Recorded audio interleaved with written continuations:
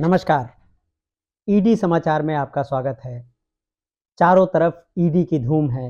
विपक्षी नेताओं को ईडी गली मोहल्ले कॉलोनियों से खोज खोज कर निकाल रही है और सरकार ने साफ कर दिया है कि विपक्ष का भ्रष्टाचार किसी भी तरह बर्दाश्त नहीं किया जाएगा। जहां भी विपक्ष भ्रष्टाचार करता हुआ मिलेगा, भ्रष्टाचार के संदेह होंगे, तुरंत ईडी कार्रवाई करेगा। यह सरकार पारदर्शी सरकार है। इस सरकार से कुछ नहीं छिप सकता है। आप देखें, अरविंद केजरीवाल से लेकर महुआ मोइत्रा और महुआ मोइत्रा से लेकर शिबू सोरेन तक चारों तरफ देश के अलग अलग गली मोहल्ले और कॉलोनियों में ईडी की कार्रवाई बहुत तेजी से हो रही है। महाराष्ट्र में तो ईडी एक कदम आगे निकल गया। जैसे ही एक उम्मीदवार ने विपक्षी पार्टी से नामांकन दाखिल किया, ईडी तुरंत उनके यहाँ पूछने पहुंच गया कि क्यों उन्होंने बीजेपी से नामांकन दाखिल नहीं किया। ईडी आपके 24 घंटे की गतिविधि पर नजर रखे हुए है।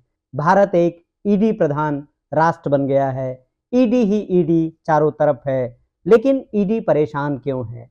कल से ईडी बहुत परेशान है। यह वीडियो ईडी की परेशानियों को समझाने के लिए बनाया गया है। ईडी इसलिए परेशान है क्योंकि एक तस्वीर आई है असम की। इस तस्वीर में आप देख सकते हैं कि असम के नेता बेंजामिन बासुमतारी नोटों की शैया पर सोए हुए हैं। उनके आसपास इतने नोट बिखरे हुए हैं जितने नोट आपकी कल्पना से भी बाहर हो सकते हैं। आपके जीवन भर की कमाई में कभी यह नोट नहीं आ सकते, आपके सपने में भी नहीं आ सकते। लेकिन बासुमतारी के बिस्तर पर यह सारे नोट हैं। उन नोटों में वह चैन की नींद लेते हुए दिखाई दे रहे हैं। बासुमतारी का परिचय जरूरी है। Basumatary Bodoland United People's Liberal Party के सदस्य हैं और असम के ओडा अलगुरी जिले की ग्राम परिषद विकास के चेयरमैन हैं। यह पार्टी बीजेपी की सरकार में सहयोगी है। इसका मतलब है कि यह पार्टी असम में बीजेपी का हिस्सा है, उनकी सरकार का हिस्सा है। बासुमतारी पर पीएम आवास योजना में गरीबों से पैसा लेकर भ्रष्टाचार करने का आरोप भी लग चुका है।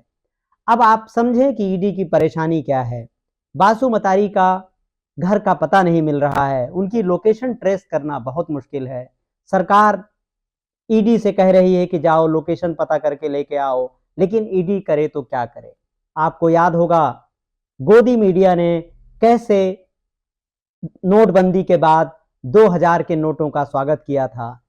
जिन पत्रकारों को आप रात दिन सरकार की आरती करते हुए सुनते हैं, उनमें से 2 पत्रकार जो कलीपुरी की बॉक्सिंग टीम का हिस्सा हैं, क्योंकि कलीपुरी ने कुछ दिन पहले हमें बताया था कि पत्रकारिता असल में बॉक्सिंग रिंग है। यह दोनों पत्रकार कलीपुरी की टीम का हिस्सा हैं। इन दोनों ने बताया था कि 2000 के नोटों में एक ऐसी चिप लग रही है जिस चिप से आसानी से नोटों का पता लगा लिया जाएगा, काले धन का पता लगा लिया जाएगा। 2000 रुपए के हर एक नोट पर एनजीसी यानी नैनो जीपीएस चिप लगा हुआ हो।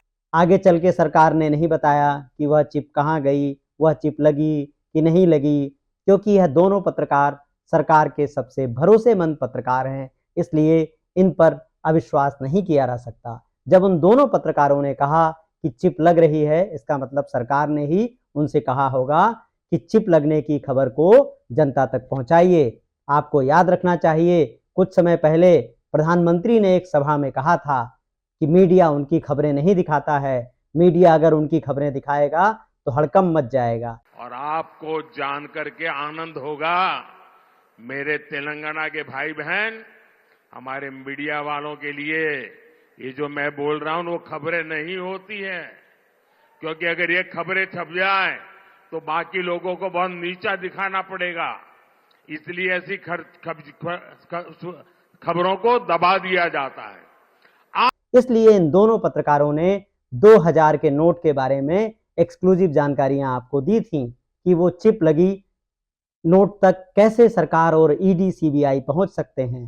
लेकिन ईडी की दिक्कत यह है कि नोटों तक वो कैसे पहुंचे, क्योंकि यह 500 के नोट देखने में लग रहे हैं और इनमें चिप नहीं है।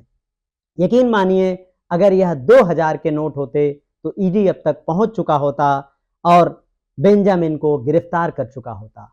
आपको ईडी पर तरस खाना चाहिए। आपको सरकार की पारदर्शिता का कायल होना चाहिए।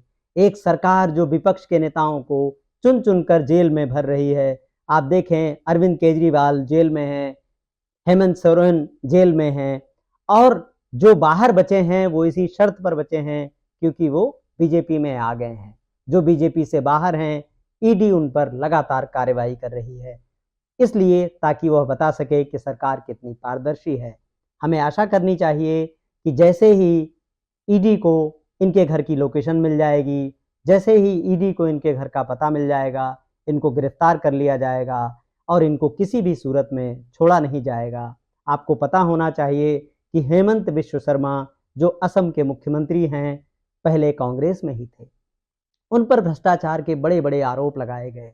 यह सारे आरोप बीजेपी की तरफ से लगाए गए, प्रमुख नेताओं से लगाए गए, लेकिन हेमंत बिश्व शर्मा ईडी का महत्व जानते थे, इसलिए वह तुरंत ही बीजेपी में चले गए।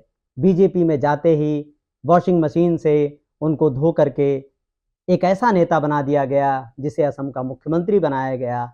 और आप देखें किस तरह से नागरिकों के बीच विभाजन करने के बयान उनके आए दिन हम देखते रहते हैं। ये देश हिंदू का देश है और ये देश हिंदू का देश है और ये देश हिंदू का रहेगा। ये सेकुलरिज्म का भाषा हमें मत सिखाओ। आपसे मुझको सेकुलरिज्म का भाषा सीखना नहीं है। अभी अभी हमारा सांसद जी ने भाषण दिया था, वसुधैव कुटुंबकम, हम जानता हूँ वसुधैव कुटुंबकम विश्व को हम दिया हूँ। हमें सेकुलरिज्म का बात मत सिखाओ।